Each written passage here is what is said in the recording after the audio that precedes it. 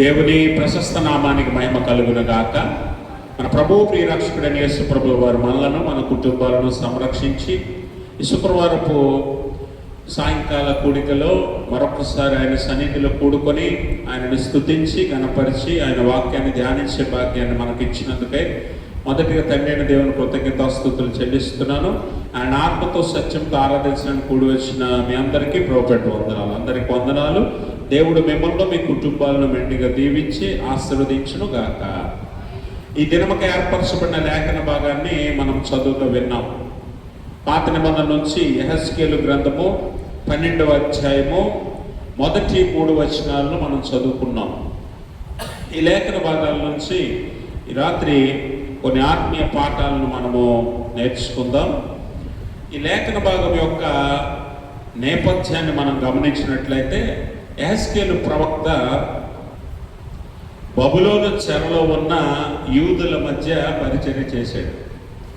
యెహెజ్కేలు బబులోను చెరలో ఉన్న యూదుల మధ్య పరిచర్య చేశాడు. అంటే చెరలో ఉన్నటువంటి యూదులతో దేవుడు మాట్లాడాలనుకున్నప్పుడు, దేవుడు వారిని హెచ్చరించాలి అనుకున్నప్పుడు యెహెజ్కేలు ప్రవక్త ద్వారా మాట్లాడి వారిని హెచ్చరించేవాడు, వారికి అనేక విషయాలను కనపరిచేవాడు, తెలియజేసేవాడు. అలాంటి పరిచర్య సమయంలో దేవుడు యెహెజ్కేలు ప్రవక్త ద్వారా ఇశ్రాయేలీలకు యూదులకు చాలా విషయాలను తెలియజేశాడు. అయినా సరే యూదులైనటువంటి వారు ఒక అపనమ్మకంలో ఉన్నారు. అదేంటి అని అంటే, ఈ బబులోను చెరలో ఉన్నటువంటి యూదులు యెరూషలేములో రాజుగా ఉన్నటువంటి జెదకియా అతని సైన్యం, బబులోను సైన్యము యెరూషలేమును ముట్టడి చేయలేదని, ఓడించలేదని, ఇంకా సమయం ఉందని వారు అపనమ్మకంతో ఉన్నారు. అయితే దేవుని హెచ్చరిక ఏంటంటే యెరూషలేము పట్టబడుతుంది, యెరూషలేము చెరకుపోతుంది, యెరూషలేము స్వాధీనపరచబడుతుంది, బబులోను స్వాధీనపరుచుకుంటుందనే సత్యాన్ని యూదులైనటువంటి వారు గ్రహించలేకపోయారు. దేవుడు చాలాసార్లు యెహెజ్కేలు ప్రవక్త ద్వారా వారిని హెచ్చరించాడు, అయినా వారు వెళ్ళాలి. అలాంటి సందర్భంలో దేవుడు ఇక వారి మీద ఒక ఉగ్రతను తీసుకురావాలని చెప్పి యూదులైనటువంటి వారందరికీ తెలియబడినట్లు, కనబడినట్లు యెహెజ్కేలు ద్వారా ఒక కార్యాన్ని జరిగించాలని దేవుడు ఎదురు చూస్తూ ఉన్నాడు. అందుకనే ఇశ్రాయేలీని లేదా యూదులైనటువంటి వారిని దేవుడు ఏమని మాట్లాడుతున్నాడంటే, మీరు చూడండి 12వ అధ్యాయం 1వ వచనంలో, మరియు యెహోవా వాక్కు నాకు ప్రత్యక్షమై ఇలాగ సెలవిచ్చాను. యెహెజ్కేలు చెప్తున్నాడు. యెహెజ్కేలు దేవుని వాక్కు నాకు ప్రత్యక్షమై ఇలాగ చెప్పింది. ఏమని చెప్పింది? నరపుత్రుడా, తిరుగుబాటు చేయి వారి మధ్య నీవు నివసించుచున్నావు. వారు ద్రోహులై ఉండి చూచు కన్నులు కలిగి చూడకై ఉన్నారు, విను చెవులు కలిగి వెనకై ఉన్నారు. గమనించండి, ఇశ్రాయేలీలు లేదా యూదులైనటువంటి వారి మధ్య యెహెజ్కేలు ఏం చేస్తున్నాడు? పరిచర్య చేస్తూ ఉన్నాడు, ప్రవక్తగా ఉన్నాడు, దేవుని మాటను తెలియజేసే ప్రవక్తగా ఉన్నాడు. అయితే ఇంతకాలము ప్రవక్త ద్వారా, యెహెజ్కేలు ద్వారా దేవుడు ఎన్నో విషయాలు ఇశ్రాయేలీలకు తెలియజేసినప్పటికీ వారు అంగీకరించలేకపోయారు, వారు ఒప్పుకోలేకపోయారు.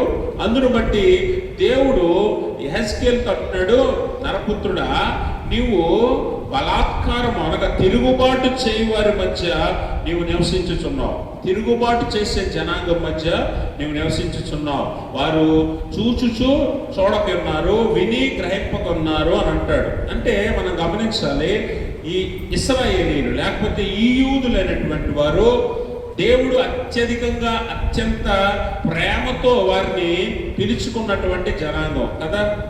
మొట్టమొదటిగా భూమి మీద ఎన్ని జనాంగాలు ఉన్నా దేవుడు ప్రత్యేకపరిచిన జనాంగం, ప్రేమించిన జనాంగం, ఎన్నుకున్న జనాంగంగా యూదులు ఉన్నారు. అటువంటి జనాంగము ఇప్పుడు దేవుని దృష్టికి ఎలాంటి జనాంగం అయిందట చూడండి. తిరుగుబాటు చేయి వారి మధ్య నీవు నివసించుతున్నావు. అంటే తిరుగుబాటు చేసే జనాంగంగా దేవుడు వారిని ఎంచుతున్నాడు. ప్రేమించిన జనాంగం తిరుగుబాటు చేస్తుంది, ఎన్నుకున్న జనాంగము ఆయనకు విధేయతనివ్వలేకపోతుంది. అందుకనే దేవుడు ప్రేమించిన ఈ జనాంగాన్ని ఏమనంటున్నాడంటే తిరుగుబాటు చేసే జనాంగము. ఇశ్రాయేలీయులు తిరుగుబాటు చేసే జనాంగంగా ఎందుకు మారారు? దేవుడు ప్రేమించిన జనాంగం కదా, దేవుడు పిలుచుకున్న జనాంగం కదా, దేవుడు ఎన్నుకున్న జనాంగం కదా, దేవుడు ఐగుప్తులో నుంచి బయటికి రప్పించి కనానుని పాలు తేనెలు ప్రవహించే దేశాన్ని స్వాస్థ్యముగా ఇచ్చి ప్రపంచంలోనే ఒక బలమైన జనాంగముగా ఒక అత్యధిక స్థితిలో ఇశ్రాయేల్ జనాంగాన్ని లేదా యూదులను ఉంచితే అటువంటి జనాంగం ఈరోజు దేవుని దృష్టికి తిరుగుబాటు చేసే జనాంగం ఎందుకయింది? దేవుని మీద తిరగబడే జనాంగం ఎందుకయింది? దేవుడు ఎందుకు ఇశ్రాయేలీయులను ఉద్దేశించి ఈ మాట మాట్లాడుతున్నాడు? యెహెజ్కేలు ప్రవక్త అంటున్నాడు, వారి మధ్య నువ్వు నివసిస్తున్నావు కనుక వారు ఎలాంటి వారంటే చూచి కూడా గ్రహించలేరు, విని కూడా వారు అంగీకరించలేరు కనుక నువ్వు అక్కడి నుంచి వారి మధ్యలో నుంచి వెళ్ళిపో, వారి మధ్యలో నుంచి నువ్వు బయలుదేరి వెళ్ళిపో అంటున్నాడు. అంటే తిరుగుబాటు జనాంగముగా ఇశ్రాయేలీయులు ఎందుకు మారారు? వారిలో ఉన్న అసలు స్వభావం ఏంటి? ఇశ్రాయేలీయుల స్వభావం ఏంటి? ఇశ్రాయేలీయుల గుణం ఏంటి? ఈరోజు సంఘముగా దేవుడు మనల్ని ప్రేమించాడు, దేవుడు మనల్ని పిలిచాడు, దేవుడు మనల్ని ఏర్పరచుకున్నాడు, దేవుడు మనల్ని ఎన్నుకున్నాడు, దేవుడు మనల్ని సంఘములో చేర్చాడు.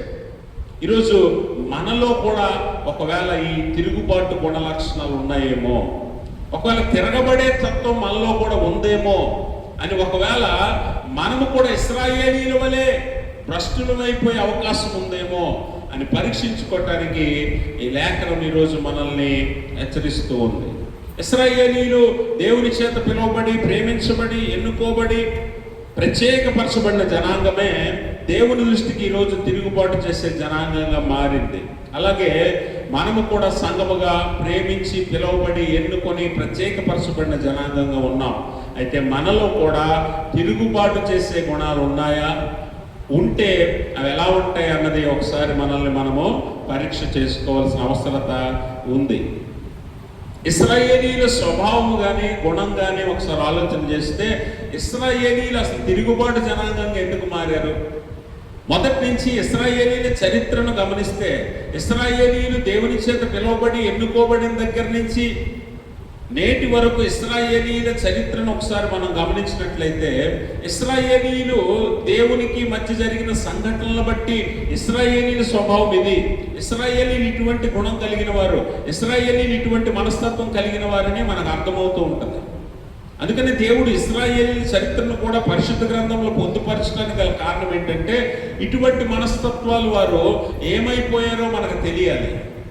దేవుడు ప్రేమించినా, పిలుచుకున్నా, ఎన్నుకున్నా, ప్రత్యేకపరుచుకున్నా ఒకవేళ తిరుగుబాటు చేస్తే ఇశ్రాయేలీయుల మీదకి ఏ ఉగ్రత అయితే వచ్చిందో ఈరోజు మనలో కూడా మన మీదకి కూడా అటువంటి ఉగ్రత వస్తుంది అని చెప్పటానికే ఇశ్రాయేలీయులను మనకి పరిచయం చేస్తూ ఉన్నాడు దేవుడు. కాబట్టి ఇశ్రాయేలీయులు అసలు ఎందుకు తిరుగుబాటు చేశారు? వారి స్వభావం ఏంటి అసలు? ఈరోజు ఇశ్రాయేలీయుల వల్లే ఒకవేళ మనం కూడా ఉంటున్నామా? ఇశ్రాయేలీయుల గుణం మనలో కూడా ఉందా? అటువంటి స్వభావంతోనే మనము బ్రతుకుతున్నామా? ఒకవేళ అలా బ్రతికితే ఇశ్రాయేలీయుల వల్లే మనం కూడా దేవుని దృష్టికి తిరుగుబాటు చేసిన జనాంగంగా ఉండే అవకాశం ఉంది.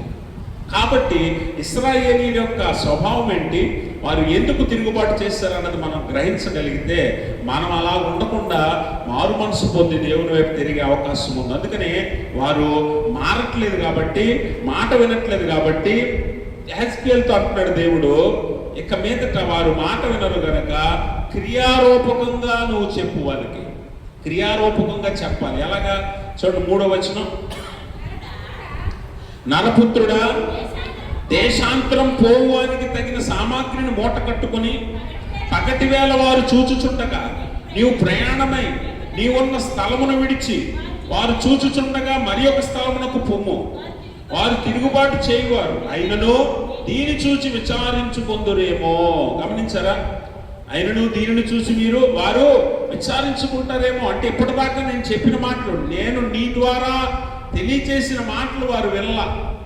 వారు చెవులున్నా కూడా చూడండి అక్కడ అంటాడు కదా, వారు చూడక చూచుచున్న కన్నులు కలిగి చూడకున్నారు, విను చెవులు కలిగి వెనక ఉన్నారు. ఎంతకాలమో నీ ద్వారా నేను వారికి తెలియజేసిన ఏ మాటలు కూడా వారు వినలేదు, చూడలేదు. ఇప్పుడైనా సరే వారు చూచుచుండగా వారు కళ్ళ ముందు పగటి కాలం ముందు దేశాంతరం పోయే ఒక వ్యక్తి తనకు సరిపడ సామాగ్రి సర్దుకొని మూట కట్టుకొని వారు చూచుచుండగా పగటిపూట వారి ముందు నుంచి వెళ్ళు. అది చూసైనా వారు తిరుగుబాటు చేసేవారే, కానీ నువ్వు వెళ్ళిపోవడం చూసైనా వారు బుద్ధి తెచ్చుకుంటారేమో, వారు మారు మనస్సు పొందుతారేమో అని ప్రవక్తతో దేవుడు మాట్లాడుతూ ఉన్నాడు. ఈరోజు విశ్వాసిగా సంఘముగా కుటుంబాలుగా మనము దేవుని మాటలు రోజు ప్రతి వారము, ప్రతి శుక్రవారం, ప్రతి ఆదివారం, ప్రతి బుధవారం మనం వింటూ ఉన్నాం. ఎన్నోసార్లు అవకాశం దొరికిన ప్రతిసారి వింటూ ఉన్నాం కదా. విని కూడా గ్రహించకపోతే, చూచి కూడా గ్రహించకపోతే, ఒకవేళ దేవుడు ఇలాంటి క్రియారూపకంగానే మనల్ని కూడా హెచ్చరిస్తాడేమో ఒకసారి ఆలోచన చేయండి. అది నేటికి మనకి జరుగుతూనే ఉంది. మరి దేవుడు ఆనాడు ఎహెజ్కేలు ద్వారా దేవుడు హెచ్చరించినట్లుగా ఈనాడు కూడా ఎన్నోసార్లు మనల్ని హెచ్చరిస్తూ ఉన్నాడు. అయినా కూడా మనం వినలేకపోతున్నాం, చూడలేకపోతున్నాం. కాబట్టి ఇశ్రాయేలీయులు తిరుగుబాటుదారులుగా ఎందుకు అయ్యారో, ఈరోజు మనలో కూడా చాలా మంది తిరుగుబాటు చేసేవారు కదా, దేవుని మీద కానీ, దైవజనుల మీద కానీ, వాక్యం మీద కానీ, అలాగే దేవుని మాటల మీద కానీ తిరుగుబాటు చేసేవారు ఎవరైనా ఉంటే ఇశ్రాయేలీయుల వలె మనల్ని మనం ఒకసారి పరీక్ష చేసుకోవాలి. ఇశ్రాయేలీయులు తిరుగుబాటు చేసేవారికి ఎందుకు మారారంటే వారిలో కొన్ని స్వభావాలు ఉన్నాయి.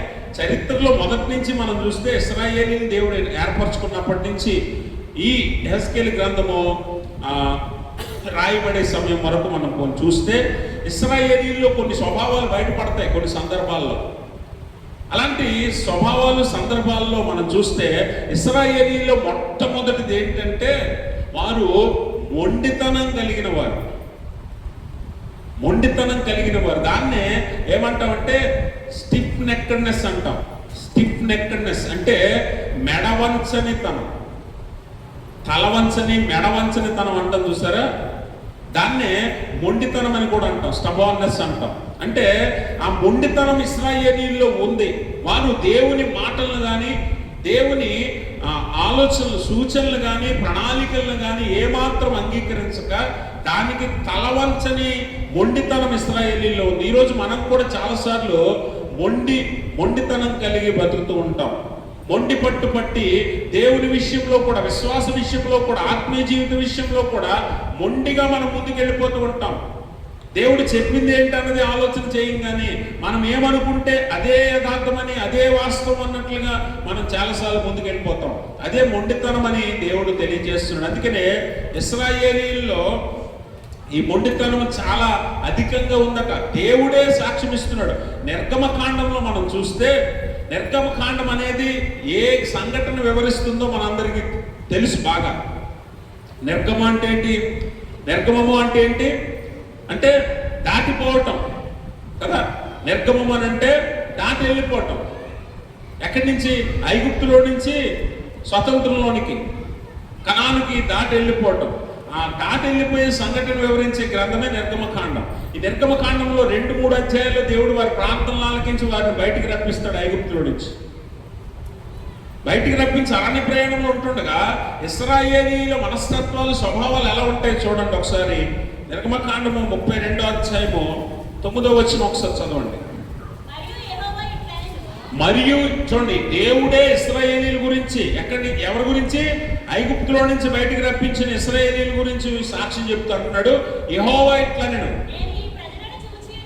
నేను ఈ ప్రజలను చూస్తున్నాను, ఇదిగో వారు లోబడనొల్లని ప్రజలు, కావున నీవు ఊరకుండుము, నా కోపము వారి మీద. గమనించారా? అంటే దేవుడు వారిని బాగా గమనించాడట, దేవుడు వారిని చూశాడట. వారు ఎలాంటి వారని చెప్తున్నాడు దేవుడు. ఈ ప్రజలు ఎలాంటి వారంటే లోబడనొల్లని ప్రజలు. ఎన్నిసార్లు చెప్పినా, ఎన్నిసార్లు గద్దించినా, ఎన్నిసార్లు హెచ్చరించినా వారు లోబడనొల్లని ప్రజలు. ఈరోజు విశ్వాసిగా నిన్ను ఒకసారి ప్రశ్నించుకో. దేవుడు ఇన్నిసార్లు, ఇంతకాలము, ఎన్నోసార్లు దేవుడు నీతో వాక్యం ద్వారా మాట్లాడాడు కదా. ఏ రోజైనా ఆయన మాటకు, ఆయన వాక్యానికి లోబడి ఉన్నావా? తల వంచావా? మెడ వంచావా? అలా మెడవంచని తలవంచని మొండితనంతోనే ఇశ్రాయేలీలు దేవుని మీద తిరుగుబాటు చేసిన వారిగా మారారు.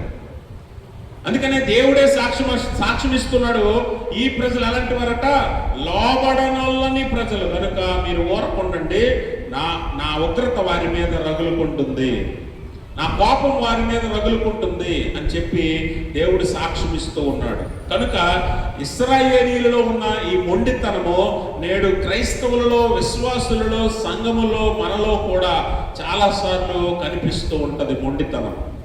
మనం కూడా ఎన్నోసార్లు దేవునికి వ్యతిరేకంగా తిరుగుబాటు చేసిన వారముగా ఉంటూ ఉన్నాం.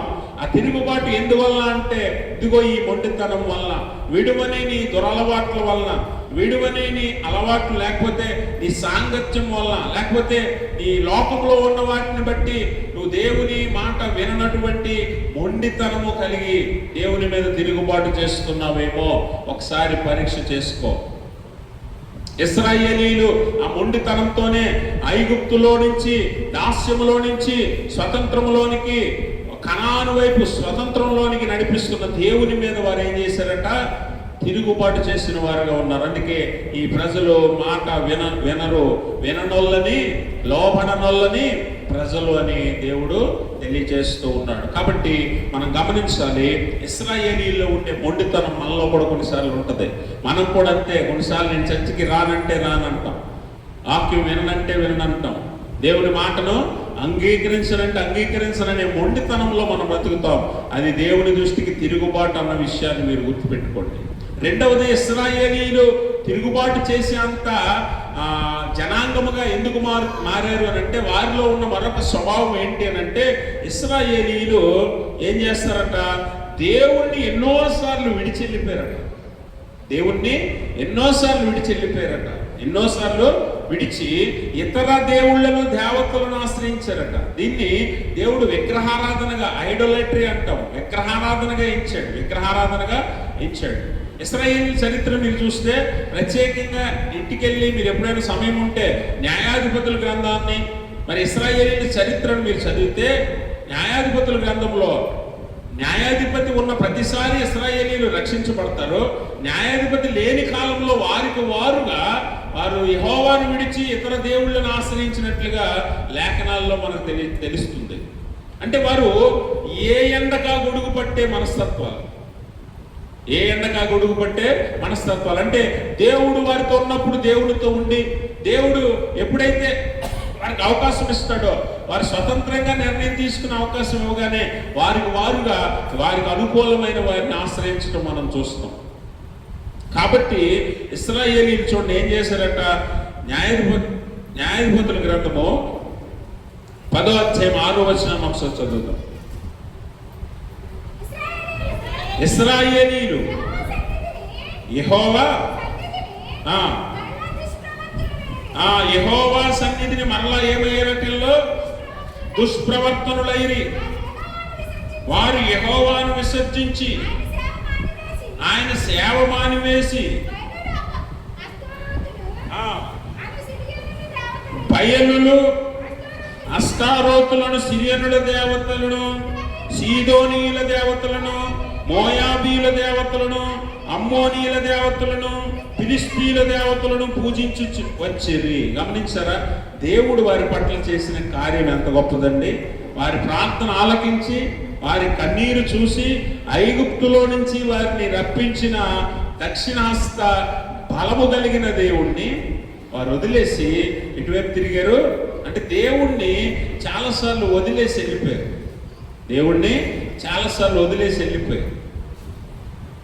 మన అరణ్యంలో చూస్తాం, మోషే సీనాయి కొండ మీదకి వెళ్ళగానే కింద వారు ఒక బంగారు దూడను చేసుకుని దాన్ని పూజించడం ప్రారంభిస్తారు. అలాగే ఈ సిరియన్లు, మోయాబీలు, అమ్మోనీయుల దేవతలైన బయలులు, అస్తారోతులు, మొలెకు ఇటువంటి దేవతలను వారు ఆశ్రయించట, వారు ఏం చేసేవారట, వారి ఆచారాలను వారు ఇశ్రాయేలీలు ఆచరించేవారట. అందుకే దేవుడు అట్టి వారిని విగ్రహారాధికులతో పోలుస్తూ, విగ్రహారాధికులు ఏమంటున్నాడంటే వ్యభిచారులుగా ఎంచాడు దేవుడు.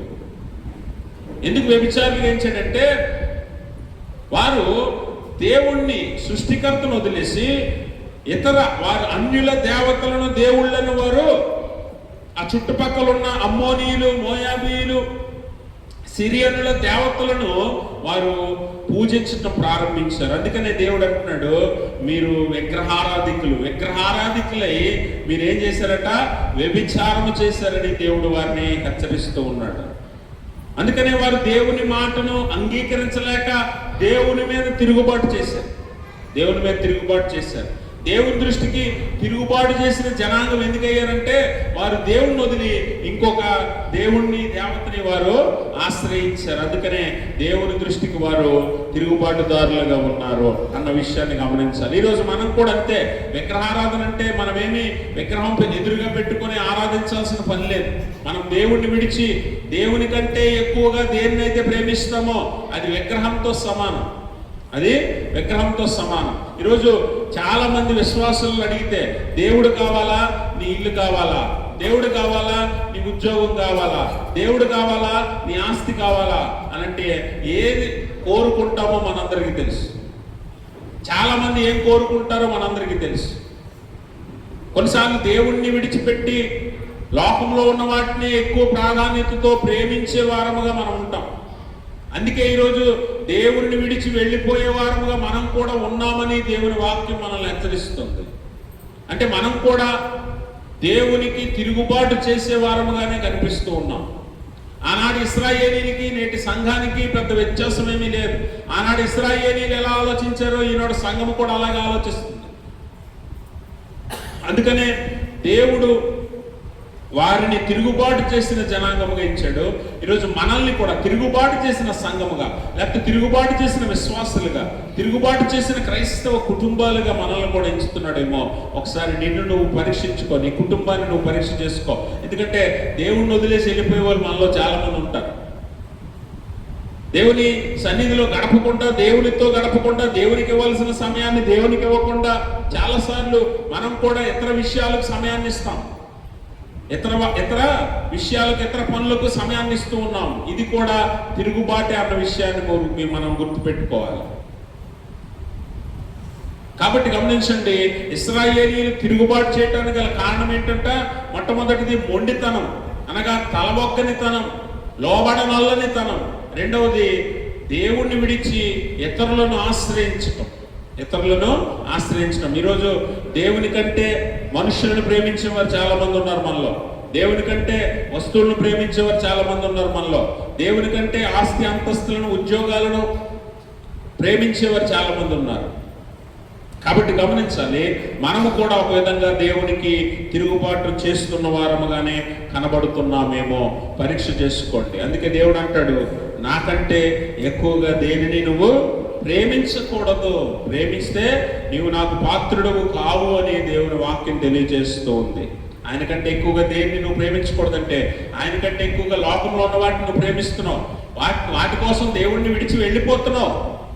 అందుకే కదా చాలా మంది ఈరోజు ఎంత స్థితిలో ఉన్నా, ఎలాంటి స్థితిలో ఉన్నా, ఆదివారము ఆరాధనలో కూర్చోవలసిన నువ్వు, దేవుణ్ణి ఆరాధించవలసిన నువ్వు, దేవుని సన్నిధిలో గడపవలసిన నువ్వు ఉండట్లేదు, రాలేకపోతున్నావు, రావట్లేదు అంటే దానికి కారణం ఏంటంటే, దేవుని కంటే విలువైనదేదో నీకుంది, దేవుని కంటే ప్రాముఖ్యమైనదేదో నీకుంది, దేవుని కంటే ఎక్కువగా ప్రేమించేదేదో బయట ఉంది. కాబట్టే దేవుని సన్నిధిలో నువ్వు గడపలేకపోతున్నావు. ఇది కూడా ఒక రకంగా తిరుగుబాటే అన్న విషయాన్ని నువ్వు గుర్తించాలి.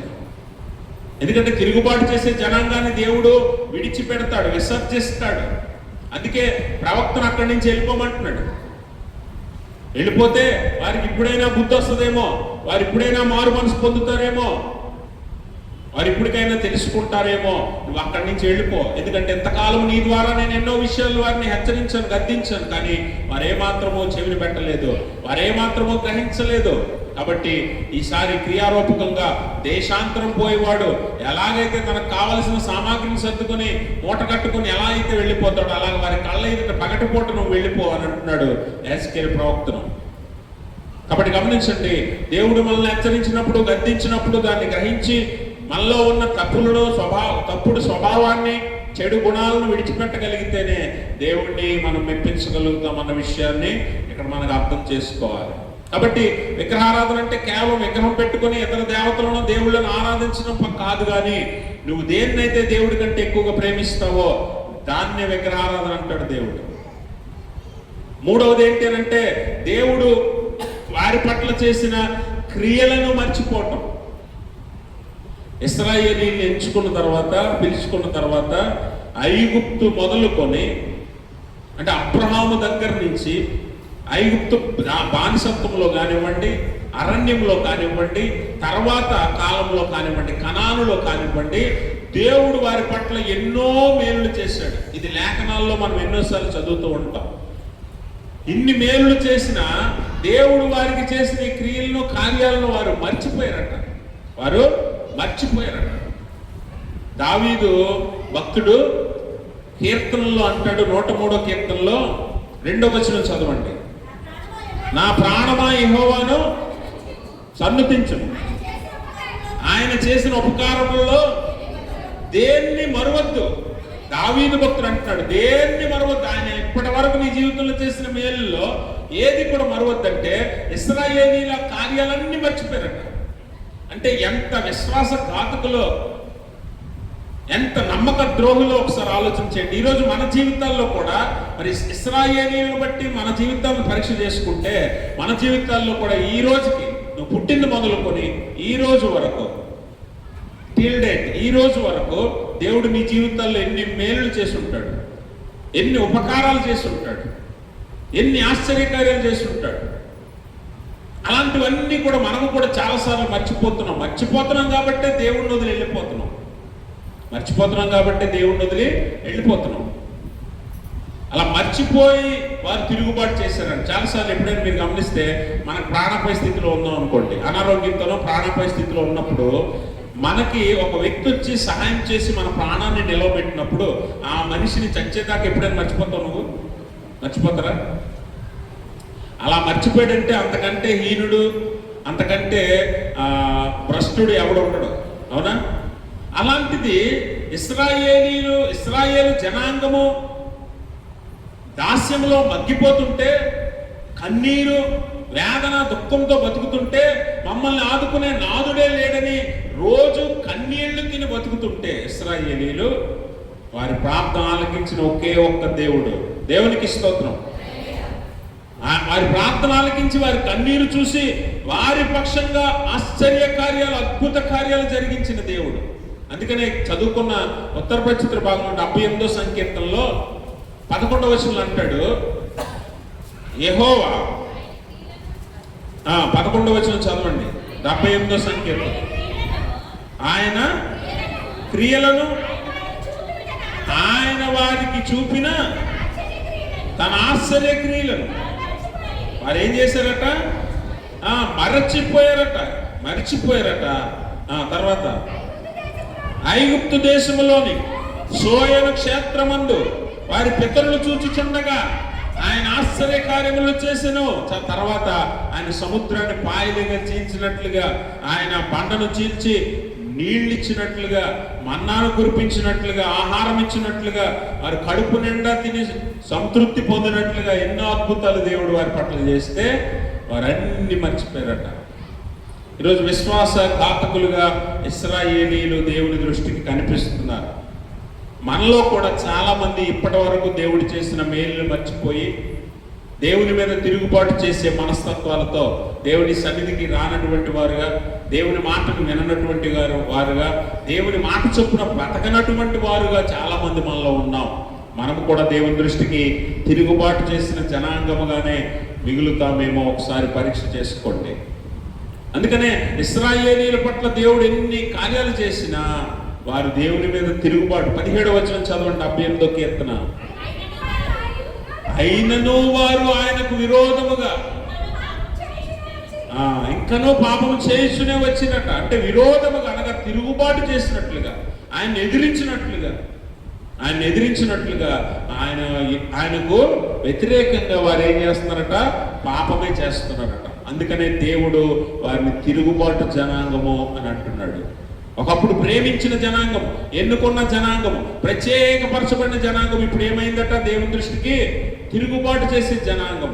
ఎదురు తిరిగే జనాంగము, లోబడనల్లని జనాంగముగా మారిపోయింది. ఈరోజు దేవుడు సంఘంలో నిన్ను ఉంచాడు, సంఘంలో నీవు నీ కుటుంబాన్ని ఉంచాడు, నిన్ను ప్రత్యేకపరిచి పిలుచుకున్నాడంటే నిన్ను ప్రేమించే పిలుచుకున్నాడు. అయినా కూడా నువ్వు తిరుగుబాటు చేసే జనాంగముగా, తిరుగుబాటు చేసే విశ్వాసిగా, తిరుగుబాటు చేసే కుటుంబముగా మారే అవకాశం ఉంది అని ఇశ్రాయేలీల జీవిత చరిత్ర మనకు నేర్పిస్తుంది. అందుకనే మనలో ఈ మొండితనం కానీ, దేవుని విడిచిపెట్టి వెళ్ళే గుణం కానీ, లేకపోతే ఆయన చేసిన క్రియలు మేలులు మర్చిపోయే మనస్తత్వాలు కానీ మనలో ఉంటే వెంటనే సరిదిద్దుకోవటం చాలా అవసరమని దేవుని వాక్యం ఈరోజు మనకి తెలియజేస్తూ ఉంది. ఎందుకంటే ఆయన మేలులు మర్చిపోతే విశ్వాసఘాతకులం అయిపోతాం, ఆయన విడిచి వెళ్ళిపోతే మరి విశ్వాసంలో భ్రష్టులైపోతాం, దేవుని దృష్టికి తిరుగుబాటు చేసిన వారం అవుతాం. నాలుగోదిగా దేవుడు వారిని తిరుగుబాటుదారులను ఎందుకు పిలిచాడంటే, తిరుగుబాటు చేసే ఆ గుణము ఎలాంటి గుణం అంటే మరి వారిలో ఆత్మీయ గుడ్డితనము కలిగిందట. ఏం కలిగింది? ఆత్మీయ గుడ్డితనం అంటే స్పిరిచువల్ బ్లైండ్నెస్ అంటాం కదా, ఆత్మీయ గుడ్డితనం. ఇందాక దేవుడు యెహెజ్కేలుతో చెప్తా అంటాడు 2వ వచనంలో, 12వ అధ్యాయం 2వ వచనం అంటాడు, నరపుత్రుడా, తిరుగుబాటు చేయు వారి మధ్య నీవు నివసించుచున్నావు. వారు ద్రోహులై ఉండి చూచు కన్నులు కలిగి చూడక ఉన్నారు, విను చెవులు కలిగి వినక ఉన్నారు. గమనించండి, ఇశ్రాయేలీలతో ఎన్నోసార్లు దేవుడు మాట్లాడాడు ప్రవక్తల ద్వారా. యెహెజ్కేలు ప్రవక్త ద్వారా కూడా ఎన్నోసార్లు గద్దించాడు. అయినా వారు మాట వినట్లే, వారు గ్రహించట్లే. అందుకనే వారు ఆత్మీయ గుడ్డితనంలో ఉన్నారు అన్న సత్యాన్ని ఈ లేఖనం మనకి దేవుడు తెలియజేస్తున్నాడు లేఖనం ద్వారా. అందుకే మీరు గమనించండి, వారు ఎలాంటి వారు చెవులుండి వినకున్నారు, కన్నులుండి చూడకున్నారు. ఇదే మాట సంఘంతో మాట్లాడుతున్నాడు యేసు ప్రభువారు. మత్తయి సువార్త 13వ అధ్యాయం 15వ వచనంలో యేసు ప్రభువారు అంటాడు, యేసు ప్రభువారు ఆనాడు యెషయా ప్రవక్త ద్వారా పలికించిన ఈ మాటల్ని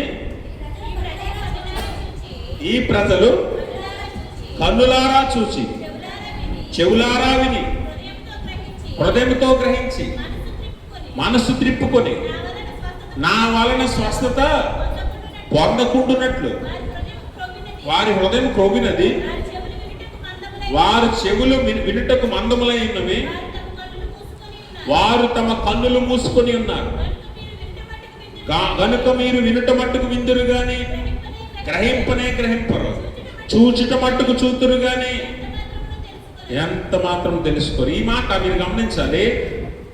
ఆ కింద ఒక మాట ఉంటది అని యెషయా ప్రవక్త చెప్పిన ప్రవచనం వీరి విషయమే నెరవేరలేదా? యేసు ప్రభువారు ఎవరు చెప్పిన ప్రవచనాన్ని ఇప్పుడు జ్ఞాపకం చేశాడు? యెషయా చెప్పిన ప్రవచనాన్ని. యేసు ప్రభువారు ఎవరిని ఉద్దేశించి చెప్తున్నాడు? సంఘాన్ని ఉద్దేశించి కదా, నూతన నిబంధనలో చేర్చబడిన వారిని ఉద్దేశించి చెప్తూ ఉన్నాడు. అయితే యెషయా ప్రవక్త ఎవరి గురించి మాట్లాడాడు? ఇశ్రాయేలీల గురించే కదా. అంటే ఆనాడు ఇశ్రాయేలీలు ఎలా ఉన్నారో నేడు సంఘము కూడా అలాగే ఉందని యేసు ప్రభువారు మళ్ళీ చెప్తున్నాడు, జ్ఞాపకం చేస్తున్నాడు. అందుకనే యెషయా ఇశ్రాయేలీల గురించి చెప్పిన ప్రవచనాన్ని నేడు సంఘము కొరకు యేసు ప్రభువారు మళ్ళీ జ్ఞాపకం చేశాడు. అంటే ఆనాడు ఇశ్రాయేలీలకి ఈనాడు సంఘానికి ఏమైనా వ్యత్యాసం ఉందా? వారు ఎలా ఆలోచిస్తున్నారో అలాగే మనం ఆలోచిస్తున్నాం. అందుకే దేవుడు చేసిన మేలు కూడా పక్కన పెట్టేసి ఆయన మీద తిరుగుబాటు చేసి, అందుకే మనకి ఎప్పుడైనా అవసరం వచ్చినప్పుడు దేవుణ్ణి ప్రార్థిస్తాం, అవసరం తీరిపోగానే ఆరాధన కూడా వదిలేస్తాం, ఆలయాన్ని కూడా మర్చిపోతాం కదా. స్వస్థత వచ్చే వరకే, లేకపోతే మన అవసరత తీరే వరకే, తీరిపోగానే దేవుడు గుర్తురాడు, ఆలయం గుర్తురాదు, ఆరాధన గుర్తురాదు. ఇది తిరుగుబాటు కాదా? ఆనాడు ఇశ్రాయేలీలు చేసిందే ఈనాడు సంఘము చేస్తుంది. అందుకనే యేసు ప్రభువారు కూడా ఆ మాటను మళ్ళీ జ్ఞాపకం చేశాడు. వారు ఎలా ఉన్నారట? వారి హృదయాలు కొవ్వినవి ఉన్నాయి, అలాగే వారి కన్నులు గుడ్డితనంతో ఉన్నాయి, వారి చెవులు మందములై ఉన్నాయి. కాబట్టి వారు నా మీద తిరుగుబాటు చేసే మనస్తత్వం కలిగి ఉన్నారు. అందుకే వారి మధ్యన ఉండొద్దు అని చెప్పి యెహెజ్కేలు ప్రవక్త ఏమంటున్నాడంటే, దేశాంతరం పోవాడు ఎలాగైతే బయలుదేరి వెళ్ళిపోతాడో అలాగన నువ్వు కూడా ఏం చేయాలంట? వారి మధ్యలో నుంచి పగటి పూట వారు చూచుచుండగా వారిని విడిచి నువ్వు వెళ్ళిపోవాలి. ఎందుకు వెళ్ళిపోవాలంటే అప్పుడైనా వారు బుద్ధి తెచ్చుకుందరేమో. యేసుప్రభువారు అంటాడు కదా, చెవిగలవాడు వినుడుగాక, చెవి గలవాడు వినుడుగా. చెవులున్న అందరూ వినరు. చెవి గలవాడు అని అనగా దృష్టించిన వాడు, మాటల మీద దృష్టి పెట్టిన వాడు, చెవి యొగ్గిన వాడే జాగ్రత్తగా వింటాడు. ఏం చెప్తున్నారా, ఏం వినిపిస్తుంది, అదేంటని గ్రహించడానికి ప్రయత్నం చేస్తాడు. అందుకే చెవి గలవాడు వినుడుగా అని అన్నాడు. వారి చెవులుండి వెనకున్నారు, ఎందుకంటే వారి చెవులు మందములై ఉన్నాయి. మనం కూడా చాలాసార్లు వాక్యాన్ని విన్నట్టుగా ఉంటాం, కానీ వినుమట్టుకు విందురు కానీ గ్రహింపరు అనే మాట మన కొరకు చెప్పాడు దేవుడు. ఆనాడు ఇశ్రాయేలీలే కాదు, ఈనాడు విశ్వాసులు కూడా వినుమట్టుకు వింటున్నారు కానీ గ్రహించలేకపోతున్నారు, చూచుట మట్టుకు చూస్తున్నారు కానీ తెలుసుకోలేకపోతున్నారని దేవుని వాక్యం తెలియజేస్తుంది. అందుకనే యెహెజ్కేలు ప్రవక్త ద్వారా ఒక క్రియారూపకమైన హెచ్చరిక దేవుడు వారికి ఇస్తున్నాడు. ఏంటది అని అంటే, నువ్వు ఏం చేయాలంట, దేశాంతరం పోవాడు తన మూట ముళ్ళు ఎలా సర్దుకొని ఎలా వెళ్ళిపోతాడో అలా వెళ్ళిపో.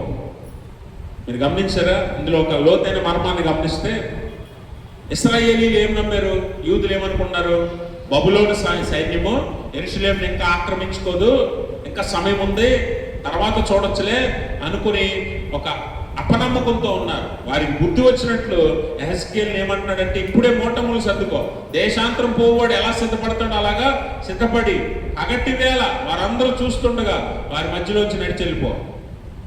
నా అర్థం ఏంటో తెలుసా? ఈరోజు విశ్వాసాలుగా మనం కూడా అనుకుంటున్నాం కదా, దేశాంతరం పోవటం అంటే ఏంటి? తిరిగి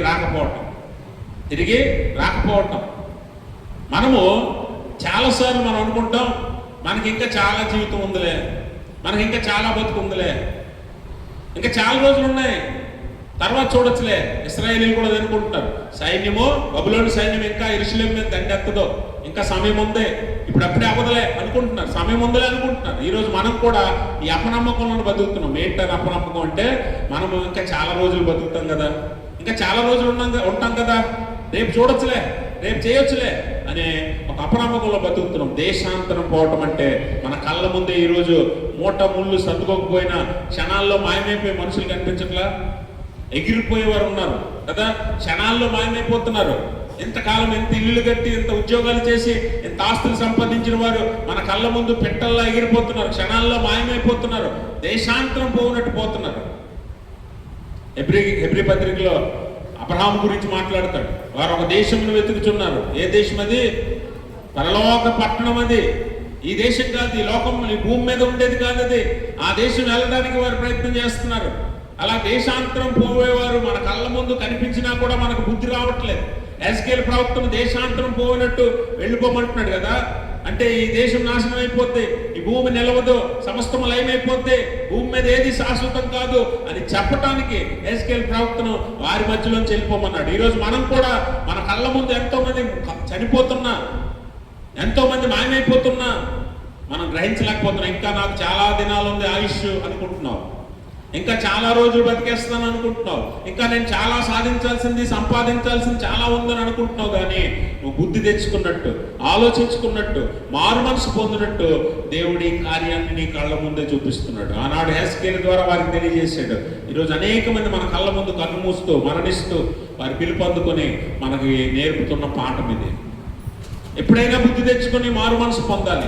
వారు ఇశ్రాయేలీలు తిరుగుబాటు చేసేవారు కనుక వారు గ్రహించలేకపోయారు. ఈరోజు మనం కూడా తిరుగుబాటు చేసేవారమైతే గ్రహించలేకపోతాం. ఇంకా చాలా రోజులు ఉందనుకుంటున్నాం. చివరిగా ఇశ్రాయేలీలు తిరుగుబాటు చేయడానికి గల కారణం ఏంటి తెలుసా? వారి హృదయాలే మోసపూరిత హృదయాలు. వారు ద్రోహులై ఉండి అంటాడు. అందుకే 2వ వచనం ఏమంటున్నాడు? వారు ద్రోహులై ఉండి చూచు కన్నులు కలిగి చూడకున్నారు. వారు ద్రోహులట, మోసపూరితమైన మనస్తత్వాలు కలిగిన వారట. మోసపూరితమైన మనస్తత్వాలు అంటే ఈరోజు భూమి మీద బతకడం కోసం నీ పొరుగువాడిని, నీ తోటివాడిని మోసం చేయడానికి ఏమాత్రం వెనకాడవు కదా. అవసరం తీరే వరకు మనిషిని వాడుకుంటావు, అవసరం తీరిపోయాక వదిలేస్తున్నావు. దేవుడు మనుషులను మనకు ప్రేమించడానికి ఇచ్చి వస్తువులను వాడుకోవడానికి ఇస్తే మనుషులు ఏం చేస్తున్నారట? వస్తువులను ప్రేమించి మనుషులను వాడుకుంటూ ఉన్నారు. అందుకే వస్తువే నీకు ఈరోజు ఎక్కువ, ఆస్తే నీకు మనిషి కంటే ఎక్కువ. మనిషిని మనం మోసం చేస్తున్నాం, మనిషిని ద్రోహం చేస్తున్నాం. అందుకే వారు ద్రోహులై ఉండి మోసపూరితమైన హృదయాలు కలిగి ఉండి దేవుణ్ణి కూడా మోసం చేయడానికి ఏమాత్రం వెనకాడలేదు ఇశ్రాయేలు. ఈరోజు నువ్వు నీ తోటివాడిని, నీ పొరుగువాడిని, నీ అన్నదమ్ముని, నీ కుటుంబ సభ్యుల్ని అందరినీ మోసం చేస్తుంటే ఒకరోజు దేవుణ్ణి కూడా మోసం చేయడానికి ఏమాత్రం వెనకాడవు. అందుకని చాలాసార్లు యేసుప్రభువు అంటాడు, సర్ప సంతానమా, విమర్శకులారా, అలాగనే వేషధారులారా అని ఎందుకంటాడంటే వారు దేవుని సన్నిధిలో దేవుణ్ణి నమ్మించడానికి మోసం చేస్తూ విశ్వాసులుగా ముసుగేసుకొని బతుకుతారు. బయటికి వెళ్ళి లోకంలో ఉన్న జీవితాన్ని జీవిస్తారు. అటు వారిని విమర్శకులు అని చెప్పి, లేకపోతే వేషధారులని, సర్ప సంతానం అని దేవుడు అంటున్నాడు. ఈరోజు మనం కూడా దేవుడిని మోసం చేయడానికి ఏమాత్రం వెనకాడట్లేదు. దేవుని సన్నిధిలో విశ్వాసులుగా, భక్తులుగా నటిస్తున్నామేమో ఒకసారి ప్రశ్నించుకోండి. దేవుడిని మోసం చేసే హృదయాలతో ఉన్నామేమో. అందుకే ఒకరోజు హృదయంలో దేవుడిని తిరుగుబాటు చేస్తాం. హృదయంలో దేవుని మీద తిరుగుబాటు చేస్తాం. మనం విశ్వాసులుగా ఇక్కడ కనిపిస్తున్నాం, మనుషులు నమ్మిస్తున్నాం, కానీ దేవుడిని నమ్మించలేము. దేవుడిని మోసం చేయలేము, మనుషులు మోసం చేస్తున్నాం. అందుకని మనందరం ఇక్కడ కూడి మంచి భక్తులుగా, మంచి విశ్వాసులుగా ఉన్నప్పటికీ కొన్నిసార్లు దేవుడు అంటాడు, ప్రభువా ప్రభువా అని పిలిచి ప్రతివాడు దేవుడి సన్నిధికి వెళ్ళడు. ఎందుకు వెళ్ళడు అంటే నువ్వు హృదయంలో తిరుగుబాటు చేస్తావు, పైకి నటిస్తున్నావు, పైకి దేవుడి భక్తునిగా, విశ్వాసిగా దేక ప్రార్థనలు చేస్తూ ఆలయాల్లో భక్తుల్ని మెప్పిస్తున్నావు, కానీ హృదయంలో దేవుడి మీద తిరుగుబాటు చేస్తున్నావు, దేవుడిని మోసం చేస్తున్నావు. మోసపూరితమైన హృదయం, చెడ్డదైన హృదయం కలిగి ఉన్నావు. అందుకే దేవుని మీద తిరుగుబాటు చేస్తావు, దేవుని మీద తిరుగుబాటు చేస్తావు. అందుకే దేవుని వాక్యం ఉంటుంది.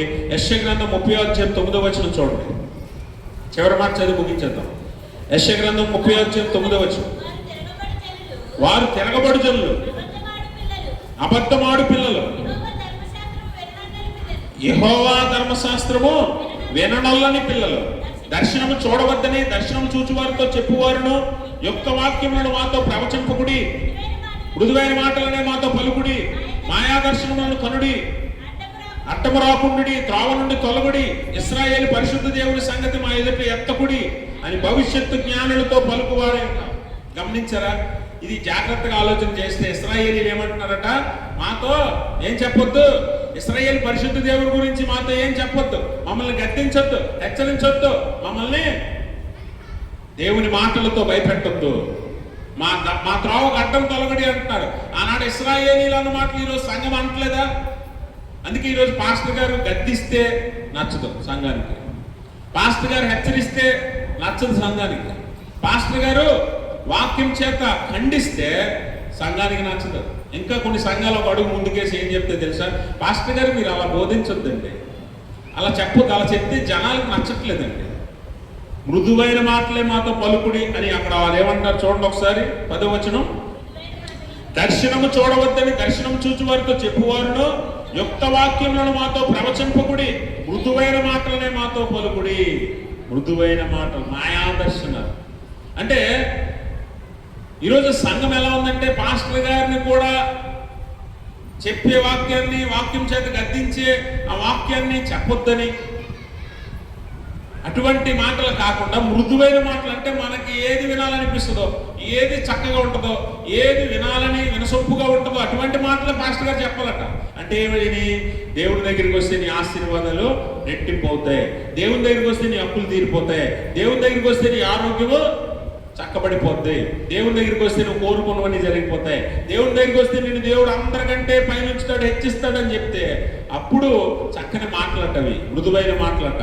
కానీ దేవుడు ఏమంటున్నాడంటే ఇటువంటి వారే మోసపూరితమైన వారు, హృదయంలో దేవుని మీద తిరుగుబాటు చేసేవారు, వారు దేవుని మాటలు వినదలుచుకోరు, వినాలని ఆశ ఉండదు, కానీ భక్తుల్లో నటిస్తారు, దేవుని సన్నిధిలో కూర్చుంటారు, ఆరాధిస్తారు, అన్ని చేస్తారు, కానీ వారు హృదయంలో దేవుని మీద తిరుగుబాటు చేస్తారు. వారు ఒప్పుకోరు, నిజాన్ని, సత్యాన్ని అంగీకరించలేరు. అందుకే యేసుప్రభువు అంటాడు, యేసుప్రభువు అంటాడు, వారు నన్ను పెదవులతో ఆరాధించుతున్నారు కానీ వారి హృదయాలు నాకు దూరంగా ఉన్నాయని. అపోస్తలుడైన పౌలు అంటాడు ఇలాంటి వారి గురించి, నేటి సంఘాల గురించి అంటున్నాడు.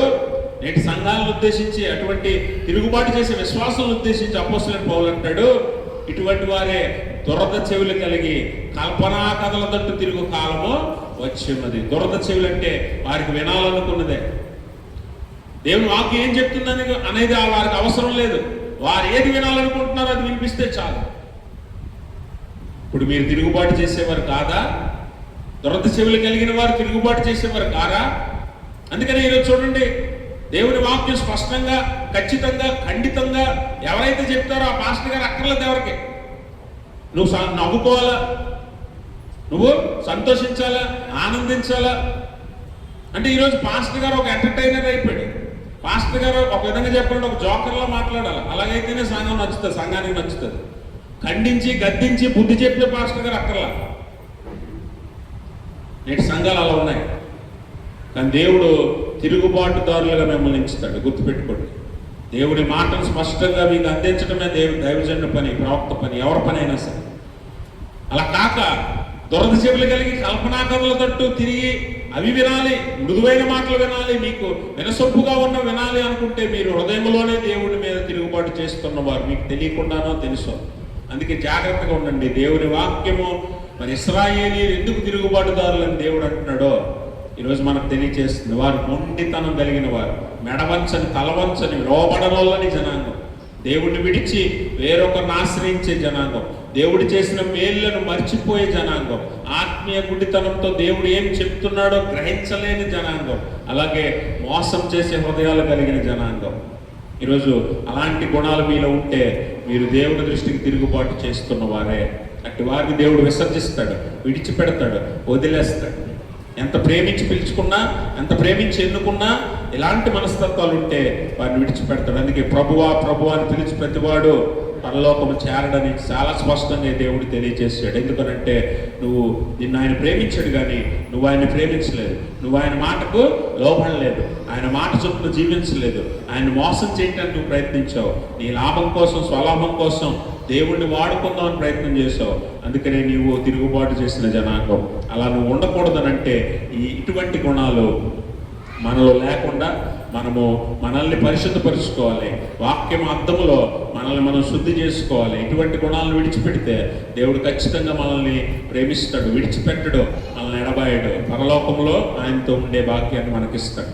అటువంటి స్థితి దేవుడు తన పరిశుద్ధాత్మ ద్వారా మనందరికీ దయచేయును గాక. ఆమేన్. సమస్త జ్ఞానం పెంచిన దేవుని సమాధానం యేసుక్రీస్తు వల్ల మీ హృదయములకు మీ తలంపులకు కావలి ఉండును గాక. ఆమేన్.